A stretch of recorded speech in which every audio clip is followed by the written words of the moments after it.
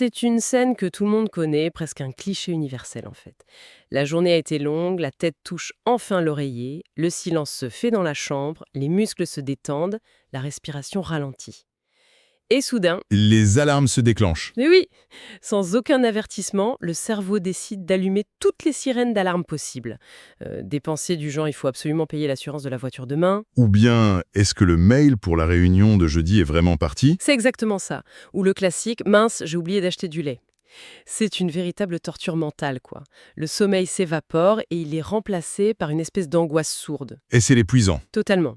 Alors, on a passé beaucoup de temps récemment à explorer et à définir les grands domaines de responsabilité qui composent une vie, cette fameuse cartographie de nos engagements. Ouais, l'étape stratégique, en quelque sorte. Voilà. Mais là, il est grand temps de passer à l'action concrète. L'objectif d'aujourd'hui, c'est de comprendre comment éteindre cette alarme nocturne de façon permanente. Du coup, on va plonger dans le cœur même de l'exécution, c'est-à-dire l'outil de gestion de tâches. Parce que, honnêtement, cette scène nocturne dont tu parles, c'est le symptôme parfait d'un système qui est défaillant. Historiquement, la gestion de nos actions s'est toujours faite de manière hyper chaotique. Ah ben, les post-it partout sur l'écran, hein. Exactement. On éparpillait des notes partout, on griffonnait frénétiquement dans les marges d'un vieil agenda papier, ou pire, on s'en remettait à la force brute de notre mémoire. Mais l'esprit humain n'est absolument pas conçu pour retenir des listes d'épicerie ou des dates d'échéance administratives. Non, c'est clair. Aujourd'hui, les outils numériques offrent une puissance inédite pour centraliser l'action. Ils nous permettent de bâtir une architecture qui prend carrément le relais de notre esprit. Et en parlant de l'esprit qui n'est pas fait pour retenir des listes, il y a une analogie qui illustre ça parfaitement. Le cerveau humain ressemble à s'y méprendre à la mémoire vive d'un ordinateur, la fameuse RAM, tu vois. Ah ouais, la mémoire de travail. Exactement. La RAM d'une machine, elle est fabriquée pour traiter des informations complexes sur le moment.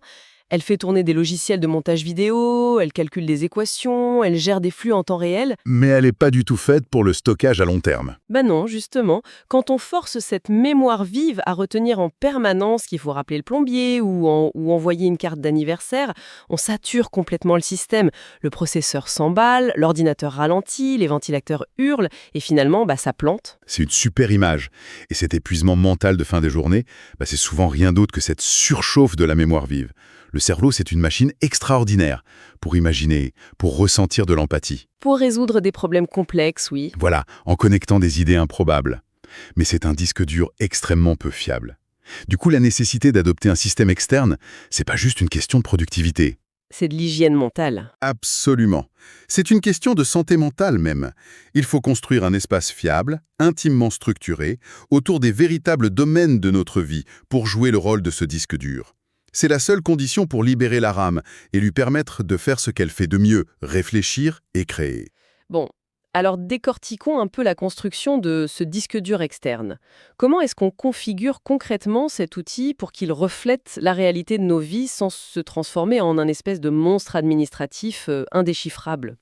Le principe fondamental, il repose sur une hiérarchie hyper précise, mais surtout sur un cloisonnement qui doit être complètement étanche. C'est-à-dire, il faut transposer la règle d'or qu'on a déjà croisée précédemment, une place pour chaque chose, et les choses semblables vont ensemble. En fait, quand on ouvre une application de gestion de tâches pour la première fois, la toute première action consiste à faire un nettoyage radical. Un grand ménage de printemps ? C'est ça. Les applications proposent toujours des catégories par défaut, genre des dossiers génériques comme personnel, travail, courses, ou pire, urgent. Ah oui, les trucs de base. Il faut tout effacer. Ces mots valises, c'est des pièges absolus. Ils sont beaucoup trop vagues. D'accord, mais par quoi on les remplace alors ? À la place, on va créer des dossiers qui portent exactement les noms de nos domaines de responsabilité personnelle, ceux qu'on a définis en amont. Donc des trucs comme santé, finances familiales, vie spirituelle, développement commercial ou gestion d'équipe. Je vois l'idée. On remplace le générique par du sur-mesure. Mais j'ai quand même envie de confronter ce modèle à la réalité, parce que Vas-y. si je commence à diviser chaque aspect de ma vie en sous-dossiers hyper spécifiques, genre je crée un chemin très précis comme famille qui s'ouvre sur éducation des enfants, qui s'ouvre ensuite sur inscription scolaire, est-ce que ça ne devient pas un peu robotique tout ça ? Je comprends tout à fait la réticence. Parce qu'il y a une peur légitime de perdre la spontanéité du quotidien, tu vois, de devenir presque le comptable maniaque de sa propre existence. C'est une réaction tout à fait justifiée. L'intuition nous souffle que la structure nous enferme, qu'elle tue notre liberté. Mais l'observation des comportements humains montre exactement l'inverse. Vraiment ? Ouais. Prenons l'image d'un sous-marin, par exemple. Un sous-marin moderne, il est divisé en de multiples compartiments étanches. Pourquoi, à ton avis? Pour éviter de couler si un endroit prend l'eau. Exactement. Si une voie d'eau se déclare dans la salle des machines, on ferme les portes blindées. L'eau ne noie pas le reste du bâtiment et le sous-marin continue d'avancer. Le cloisonnement protège le reste du système de la noyade. C'est tout à fait ça. Quand les tâches de notre vie flottent dans un immense dossier générique à faire, la moindre petite crise professionnelle vient contaminer notre temps famille. Ah ouais, le cerveau panique parce qu'il voit tout au même endroit. Voilà. En ayant un compartiment exact pour chaque chose, on élimine cette angoisse. Le dossier impôt ne vient pas polluer le dossier vacances. Cette étanchéité remplace le chaos mental par une clarté totale. Donc la rigidité du système prend en charge le stress de l'organisation. Ce qui libère totalement l'esprit pour être présent et spontané dans l'action du moment, que ce soit pour négocier un gros contrat ou juste pour jouer dans le jardin avec ses enfants. C'est fascinant de voir comment l'hyper-organisation devient finalement le filet de sécurité qui autorise le lâcher-prise. Mais un filet de sécurité vide, ça sert à rien. Il faut bien l'alimenter, cette machine. Comment on fait entrer le flux constant de nos vies dans ce système étanche? L'alimentation du système, c'est ce qu'on appelle la capture. Et c'est honnêtement le geste le plus crucial de toute cette méthode.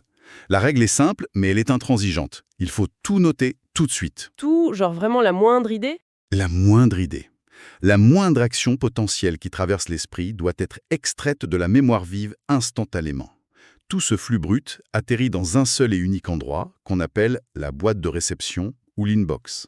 C'est le grand entonnoir d'entrée du système, quoi. Exactement. Et attention, on ne cherche surtout pas à classer à ce moment-là. On se contente de capturer, juste pour ne pas oublier. Alors, il y a un piège énorme ici, et je suis sûre qu'on est nombreux à y être tombés.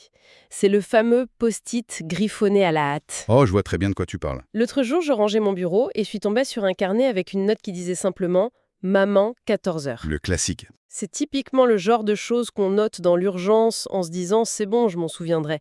Et 3 jours plus tard, face à ce bout de papier, c'est la panique absolue. Est-ce que je devais l'appeler à 14 heures? Est-ce que son train arrivait à 14 heures? Ou peut-être un rendez-vous médical? C'est ça. J'avais pris un rendez-vous pour elle à 14 heures. La note, au lieu de m'aider, elle est devenue une source de stress monumentale. Et c'est précisément pour éviter le syndrome du maman 14 heures qu'il existe une règle de capture vitale.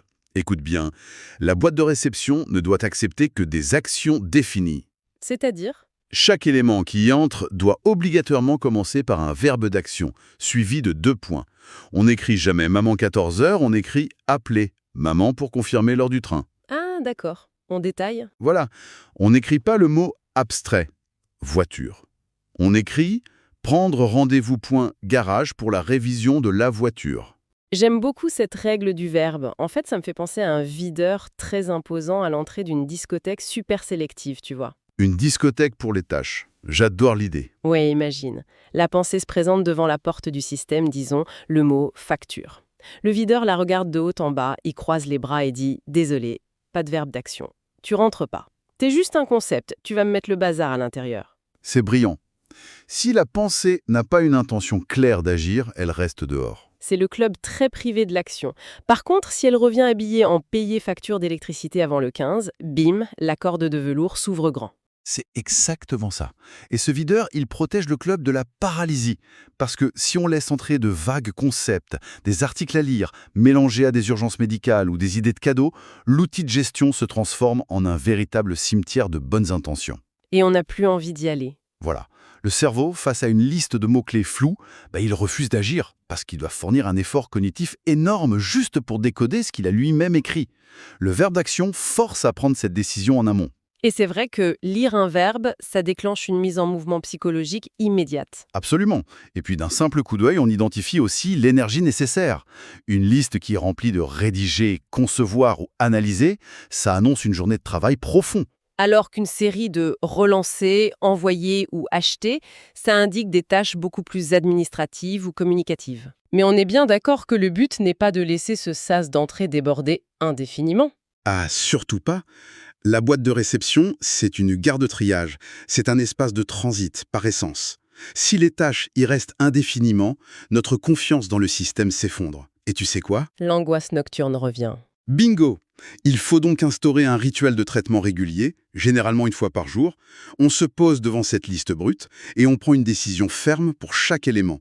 Et en fait, il n'y a que 4 décisions possibles pour vider cette boîte. Faisons l'exercice en temps réel, ça sera plus parlant. Disons qu'on est vendredi, en fin d'après-midi, on ouvre l'application et on se retrouve face à notre liste de tâches capturées à la volée. Par quoi on commence ce grand nettoyage? On prend le premier élément tout en haut de la liste. Parfois, c'est une idée qui semblait géniale sous la douche mardi matin. Genre, acheter machine à faire des pâtes fraîches. Ah, classique, l'achat impulsif. Voilà. Mais avec le recul du vendredi, on réalise que c'est une impulsion sans lendemain, qu'on n'aura jamais le temps de s'en servir. L'action immédiate ici, c'est de la supprimer. Juste la corbeille. Oui. Et c'est un geste d'une puissance libératrice qu'on sous-estime. Dire non à ses propres idées, ça élimine le bruit de fond. Le pouvoir de la touche corbeille, on ne le célébrera jamais assez, je suis d'accord. Allez, on passe à la tâche suivante. Envoyer SMS à l'artisan pour confirmer l'adresse. Ça, typiquement, c'est le genre de chose qui prend 10 ou 15 secondes à faire. Dans ce cas précis, on applique la règle des 2 minutes. Si la tâche exige si peu de temps, on ne l'organise pas, on ne la classe pas, on l'exécute sur le champ, pendant le processus de tri. Attends, je t'arrête sur ce point précis parce que c'est là que ça frotte souvent, dans la pratique. Ah bon? Oui, le vendredi après-midi, quand je fais mon tri, je suis en mode organisateur. Je nettoie mon système. Si je commence à envoyer des SMS ou à répondre à des petits mails de confirmation, je prends un risque. Lequel? D'avoir une réponse immédiate de l'artisan, par exemple. La conversation s'engage, je dois ouvrir mon agenda pour vérifier une date, mon téléphone sonne et voilà, ma belle séance de nettoyage est complètement ruinée. C'est pas dangereux de mélanger la planification d'un côté et l'exécution de l'autre? C'est une excellente remarque. Le changement de contexte mental, il est épuisant, et l'argument de la distraction est super solide. Alors pourquoi on le ferait? Cependant, il faut mettre ça en balance avec le coût cognitif et temporel du classement. La règle des 2 minutes, elle est basée sur une rationalité purement mathématique. C'est-à-dire? Prenons ce fameux SMS à l'artisan. Si on refuse de l'envoyer immédiatement, il va falloir décider dans quel compartiment du sous-marin le placer. Ah oui, genre maison, rénovation... Exactement. Ensuite, il faut lui attribuer une date de rappel, il faut le sauvegarder. Puis le lendemain, quand le rappel sonnera, il faudra se remettre dans le contexte, se rappeler de quoi il s'agit et enfin l'envoyer. Oula, oui. L'effort de manipulation et de suivi dépasse largement l'effort de l'action elle-même. C'est juste une question de friction. C'est un peu comme balayer le sol, ramasser un petit bout de papier tout de suite, ça prend moins d'énergie que d'aller chercher l'appel, de le mettre dedans, puis d'aller à la poubelle plus tard. Vu sous l'angle du rapport coût-bénéfice, effectivement, le classement d'une micro-tâche frôle l'absurdité. Totalement. On règle donc ce qui est rapide sur le moment, mais évidemment, on tombe vite sur de gros morceaux dans cette boîte de réception. Genre quoi? Genre, remplir sa déclaration de revenus. Ça ne prend pas 2 minutes et on ne peut pas vraiment la mettre à la corbeille sous peine d'avoir des problèmes assez sérieux avec l'État. Que fait-on de cette catégorie d'actions beaucoup plus lourde? C'est là qu'intervient la véritable planification. Face à une tâche lourde ou complexe, on la diffère dans le temps et dans l'espace. On la déplace. Voilà, on la déplace de la boîte de réception vers son compartiment étanche définitif. Dans ton exemple, le projet finance personnelle. Et surtout, on l'attache à une date d'exécution précise. D'accord, on décide que la déclaration d'impôt sera attaquée, disons, le 15 mai. Exactement. Le cerveau est alors informé que l'action est enregistrée, localisée et programmée. Il n'a plus du tout besoin de s'en préoccuper jusqu'au 15 mai. Ce qui nous amène à un cas de figure un peu plus subtil. On tombe sur la tâche corriger, tillier le problème de mise en page du rapport financier. C'est important, ça prend du temps, mais en réalité, c'est pas mon expertise. Un membre de mon équipe maîtrise parfaitement l'outil de présentation. La solution logique, c'est de passer le relais. Et pourtant, c'est l'un des blocages psychologiques les plus fréquents, la difficulté à déléguer. Ah ça, c'est vrai. Déléguer demande un lâcher-prise qui est souvent très difficile à accepter. On se heurte souvent au biais du perfectionnisme, tu sais, cette illusion que si l'on ne fait pas les choses soi-même, elles seront bâclées. On n'est jamais mieux servi que par soi-même, comme on dit. Voilà. Mais la peur la plus profonde derrière la délégation, c'est surtout celle de perdre le contrôle et l'information. Ah oui, on craint que la personne oublie de le faire. Et qu'au final, la responsabilité de l'échec nous retombe dessus. C'est le fameux « si je lui demande et qu'il ne le fait pas, je vais devoir y penser à sa place, donc bon, autant le faire moi-même tout de suite ». Exactement. C'est pour ça que déléguer dans le vide, c'est anxiogène. Mais la méthode y remédie. En transformant l'action initiale, Comment ça? corriger le rapport devient en attente retour de Paul sur la mise en page du rapport. Et cette nouvelle tâche, elle est planifiée à une date de vérification, par exemple dans 3 jours. Ah, intéressant. On ne perd pas le contrôle, on crée une balise de suivi, le système se souvient à notre place de ce que les autres nous doivent. C'est le filet de sécurité qui permet enfin de s'appuyer sur les autres sereinement. Bon, le triage est terminé. La boîte de réception est enfin vide. Tout a été supprimé, exécuté, planifié ou délégué. Tout est bien rangé dans les beaux compartiments du sous-marin. Mais, Il y a un mais. oui, c'est là qu'un nouveau vertige peut s'installer. Vas-y. Si le lendemain matin, pour commencer ma journée de travail, j'ouvre mon application et que je vois la totalité de mon système, on parle potentiellement de dizaines de dossiers et de centaines de tâches qui concernent toute ma vie, pro et perso. Ouais, ça fait beaucoup d'un coup. Le poids visuel de tous ces engagements réunis au même endroit, il est juste écrasant. Ça donne envie d'éteindre l'ordinateur et de partir élever des chèvres dans le Larzac, quoi. Et cette réaction de fuite, elle est complètement normale. L'être humain n'est psychologiquement pas équipé pour contempler la totalité de ses obligations simultanément. C'est juste trop. Alors comment on évite la crise de panique ? C'est la raison pour laquelle, une fois l'organisation terminée, la façon dont on interagit avec le système change du tout au tout. Au quotidien, dans l'action, on ne regarde jamais ses dossiers de projet. Jamais. Attends, on crée des dossiers hyper précis pour ne plus les regarder. Pas pendant la journée de travail, non. L'attention doit se restreindre de façon draconienne. On ne va consulter que 2 vues ultra filtrées qui sont générées par l'outil. C'est comme une lentille de concentration, en fait. Elles sont calibrées comment, ces 2 vues ? La plus importante, c'est la vue aujourd'hui. Elle cache impitoyablement tout le reste du monde pour ne dévoiler que les actions dont la date d'échéance tombe ce jour précis. D'accord. C'est la ligne de front, la réalité immédiate. Rien d'autre n'existe. La seconde, c'est la vue les 7 prochains jours. Elle sert simplement de radar de proximité, pour jeter un œil à ce qui arrive à court terme, tu vois ? Pour anticiper un peu. Voilà, anticiper la préparation d'une réunion importante ou l'achat d'un cadeau. Mais tout le reste du système, les centaines d'autres tâches, elles restent silencieuses, cachées dans la pénombre de l'application, attendant sagement que leur date arrive. L'image qui me vient en t'écoutant, c'est celle d'une conduite en pleine nuit sur une petite route de campagne. Ah, j'aime bien cette image. Les phares de la voiture n'éclairent que les 50 prochains mètres de bitume.